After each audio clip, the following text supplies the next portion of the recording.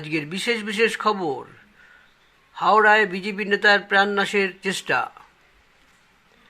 Lok Sabha polls 2024। রাতে খেতে যাচ্ছিলেন বিজেপি নেতা, আচমকা হামলা, পিছনের দরজা খুলতেই আমতার ভাটোরাদ্বীপ অঞ্চলের বিজেপি নেতার বাড়িতে ভাঙচুর। অভিযোগ তৃণমূল আশ্রিত দুষ্কৃতীদের বিরুদ্ধে।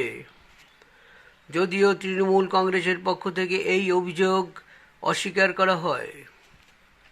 বিজেপি নেতার বাড়িতে ভাঙচুর, কাঠগড়ায় তৃণমূল।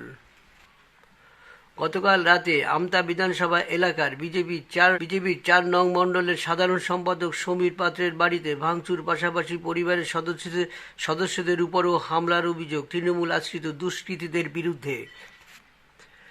সমীর পাত্রের অভিযোগ, গতকাল রাতে তার বাড়ির কাছে খাওয়া দাওয়ার ব্যবস্থা করেছিলেন তৃণমূলের লোকজন।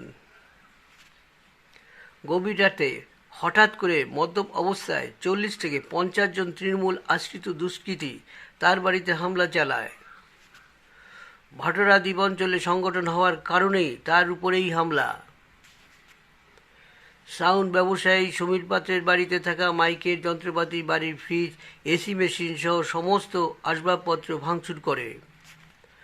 বাড়িতে হামলার সময় সমীর পাত্র পিছনের দরজা দিয়ে বেরিয়ে গিয়ে কোনো রকম প্রাণে বাঁচেন।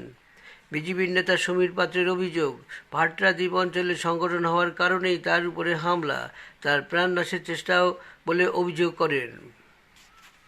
তৃণমূলের পায়ের তলা থেকে মাটি সরে গেছে, তাই আতঙ্ক সৃষ্টি করছে।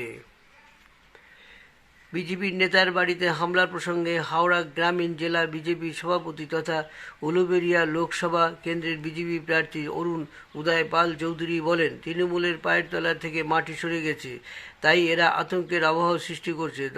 দলদাস পুলিশের সাহায্য নিয়েই তারা এই বিজেপি কর্মীদের উপরে আক্রমণ করছে। হাওড়া গ্রামীণ জেলা তৃণমূল সভাপতি অরুণাভ সেন বলেন, এটা বিজেপির অভ্যাস নির্বাচনের কমিশনের দৃষ্টি আকর্ষণ করার জন্য এখানে যা ঘটনা ঘটছে তৃণমূলের নামে দোষ চাপাচ্ছে। এর সাথে তৃণমূল কংগ্রেসের কোনো যোগ নেই। ভোটের বঙ্গে রাজনৈতিক অশান্তি অব্যাহত। সম্প্রতি কাঁথিতে বিজেপির প্রচার মিছিলে ইট ছোড়ার অভিযোগ উঠেছিল তৃণমূলের বিরুদ্ধে। কোচবিহারেও বিজেপি নেতাকে মারধর ও দোকান ভাঙচুর করার হয়েছিল।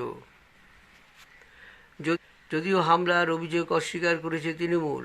ভোট প্রচারে বেরিয়ে হামলার শিকার রাজ্যে 2 প্রান্তের একাধিক ঘটনায় অভিযোগ উঠল তৃণমূলের বিরুদ্ধেই। এই ছিল ছোট্ট ভিডিওটি। আপনারা অবশ্যই সাবস্ক্রাইব করে পাশে থাকা বেল আইকনটি বাজিয়ে দেবেন প্লিজ, আর লাইক শেয়ার করে রাখবেন অবশ্যই। আর আপনাদের কোনো কমেন্টস অবশ্যই করবেন ডিসক্রিপশন বক্সে।